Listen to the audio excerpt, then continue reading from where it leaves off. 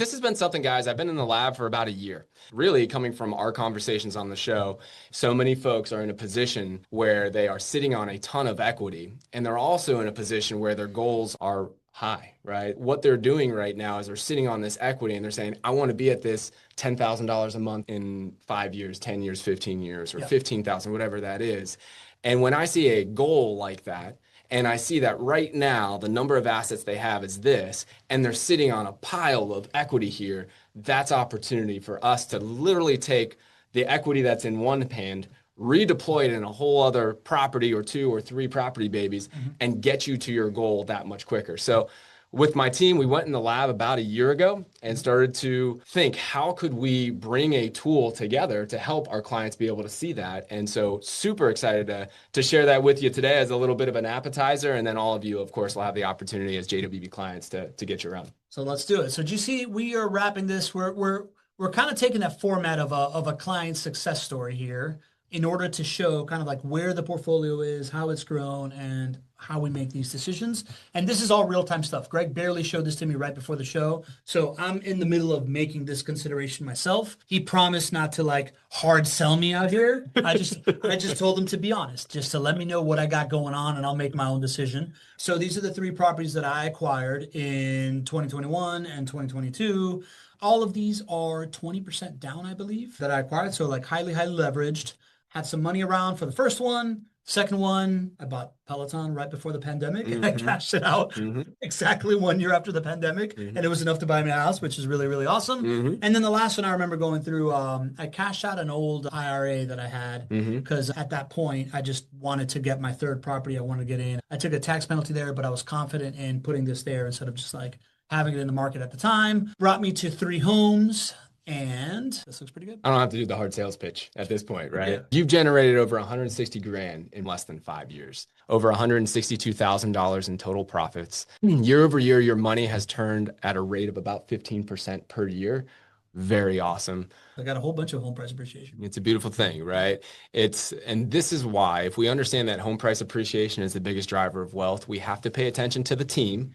Because the team supporting this is the only thing that's going to allow you to stay in the game long enough to be able to experience home price appreciation. And we have to focus on the right market. And we have to focus on those markets where there's population growth. Population growth drives additional home price appreciation. And you did both of those things, and you're sitting here and your Pac-Man principle is playing out for you, just like it does for every single client journey that we do here on the show. So 81%. So I'm an outlier. You're an outlier. Well, you did buy at the exact right time. So what is this, GC? This is right. So this is the next step in our client journeys. Maybe we'll start doing this for other clients as well. But this is the next step. You know, what we started to do was to say, all right, that profitability snapshot that we just shared for Pablo is wonderful. But if we are really here to help people and to financially engineer a better, quicker, bigger financial outcome for them, that type of reporting is incomplete. We have to see the complete picture, and that's what this tool now provides for us. So I'm going to take you down this journey. On the left side, that's our current status for Pablo and his portfolio. On the right-hand side is that this is what our new plan can be. It first starts by just truly getting a snapshot of your portfolio at this moment, what your goals are and what your timeline is. Your passive monthly income goal is $10,000 a month. You want to achieve that goal in 15 years. There's 3 phases here. We've got the distribution phase, the strategic debt paydown phase, and then we've got acquisitions phase when it comes to your rental property portfolio. This acquisitions phase is super important because we have to have the right number of assets in your portfolio if you want to achieve a passive monthly income goal of $10,000 a month in 15 years. What we don't want to do is to have us going down fairy tale land thinking that we're going to get to this goal at the current level of assets that we have in the portfolio. So this tool now helps us see this. For you in your case, when we look at what the cash flows are going to be, we're at a 43% mark for your acquisitions phase. Okay. And we got to get it to 100%. And we can get it to 100% in a couple of different ways. Yep. You can bring more cash to the table to buy, which is the way you did it in the first place. Or we can look at the money that you've already built up from your portfolio. Or the less fun way to do it is we have to drop the goals. Yep. Right? We have to have a conversation with you, Pablo, and say, listen, I just don't see this as possible if we're not going to redeploy the capital, or we're not going to bring more money to the table. Or we have to take the target years out longer than 15, right? And maybe this is a 25-year plan for you, which may be great, you know, but our job is to give you that insight today And then, if that means that we need to change the goals, we will. Fun to think about what 15 years will look like. So our passive income planning tool allows you to do that. If we do nothing, if for Pablo's portfolio 15 years from now, his monthly passive income will be about $2,300 a month, which is really wonderful. When we talk about how this asset class is so great, it's like a fine wine. It gets better and better with time. You're seeing that exemplified right there. And then, oh my gosh, right? Look at the fact that from an equity perspective, if you do nothing different, you just hold on to this asset and it continues to perform like it typically does, you're going to be in a position of $1 million equity position in your portfolio. Yep, that's good stuff. I'd like to see when I become a millionaire. That's cool. There you go. There you go. All right, so that's the big picture. We got the current plan, or we got the current state, and we're going to see what we're going to do with this current plan and see if we can get closer and closer to that acquisitions goal being, 100%. So the first thing we have to do is let's see how much money it would take for us to make a what, Pablo? Property baby. This is what we're showing you are snapshots here. This is a fully interactive tool, but I wanted just to give you a snapshot. In order to make a property baby in your own portfolio, we got to find somewhere around $60,000 to maybe $75,000. Okay. If we were to refinance all 3 of your properties today, what we would pull out is about $19,000 on Minosa, about $25,000 on Lucky, and $63,000 on Katina. But we can't just get excited about the amount of equity and cash that we could pull out to redeploy. We also have to keep our eyes on what does that do for the cash flow position of the entire portfolio. Here we have a clear winner, because your interest rate on Katina is 5.75%, right? Your interest rate for a cash out refinance is going to be somewhere around 6% right now. But we can pull out over $60,000 on Katina.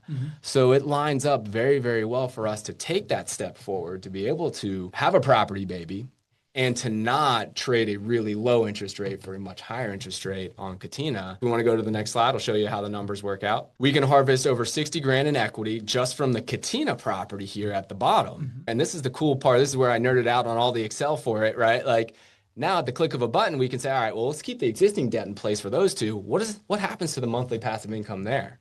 And you can see now it's a couple $100 a month for each of those properties, which will offset the negative cash flow position that we're in Katina, and only adds to the overall positive cash flow that we have in your portfolio as we potentially add another property. So then that all comes back to this. It comes back to your passive income plan. Again, on the left, we've got currently where we're at, and on the right is the new proposed plan. And on the right, we now can get to 4 properties without any cash out of pocket for you. By doing that, we are taking a step towards our acquisitions phase. You'd be all over halfway done for your acquisitions phase. What are you giving up? Well, you're giving up a little bit of that monthly passive income today. And then we can take a look at what this does for us in 15 years. So 15 years from today, if we go forward with just harvesting the equity, redeploying it, adding that 4th property, you're going to be at roughly $2,300 a month of passive monthly income with that portfolio. And your total equity position 15 years from today will be over $300,000 higher because of redeploying the equity that's just sitting there dormant for you. I don't go down to break even. I just go down to $228 from $366, right? I'm essentially just losing like $138 a month in passive income. Exactly. Which isn't really going to materially change my life, but I would add another property. I'd get beyond 56% of the way to my goal. And then I would be adding all that extra equity, $300K in equity in the next 15 years as well. Exactly. It's a compelling case. Pretty good trade, right? Yeah, pretty good trade. There's a conversation going on here in the chat that I think I want to hit on. The first one is, so can I, for that 63K, that's enough to buy a JWB property, including closing costs right now? Yeah. Okay. Yeah. On average, you'll see it's about 73K, but that's for a $235,000 property. If my numbers are, if I'm saying that right from memory, when a client comes to us and that amount that they have that they can equity harvest is $60,000, we can make sure that we look at the inventory and choose a lower priced property. A lower priced property will be generally a smaller home. Yeah. Very similar to the homes that you bought early on, right? We bought smaller homes because we were working with a limited budget at that time. So anywhere around 60,000 is something that we can work with. As you get below that, it's probably not realistic based on current market conditions. Yeah. Or I can bring extra cash to the table. That's a great point. Yeah. Right. Also. Right. It's interesting, man, because the small versus big home thing. I remember when I was buying Katina, I was considering another smaller price home. And I remember being like, no, no, no, this is my last kind of like bite at this apple for a little while. So I wanted to shift as much capital as I could into this bucket for right now. And that was my only thinking around it. It's super interesting to look back now and think, all right, these other homes had 6 months, a year more of home price appreciation. And I bought them when the market was even lower, right? Yeah. But because Katina has such a big price, that is where the majority of my home price appreciation equity has come from. Yeah. It's been the same market rate of appreciation, but because it was from a bigger number, I have way more appreciation total, way more equity total. And I also see it as kind of like we've seen all these different like client reports. You see this like home price appreciation profitability, you forget that, oh yeah, I put 20% down on all of these. That's equity. Exactly. Right. So like the idea that like I get to tap into these profits, but I also get to tap into that money that I had already put into there is really, really attractive. Exactly. Yeah. Exactly. So I have an extra like $100,000 essentially of money that I had already brought to the table that I can now double dip into. Exactly. Cool. Exactly. We have to see the complete picture. And that's what this tool now provides for us. That's awesome, GC. I've got I've got a decision to make here, but it seems like a great deal. Like I don't know why I wouldn't do this outside of just like not being held accountable to this. So it's super valuable tool to see this idea of like adding this much more. It's amazing. But from now till then, GC, any advice? Don't be average.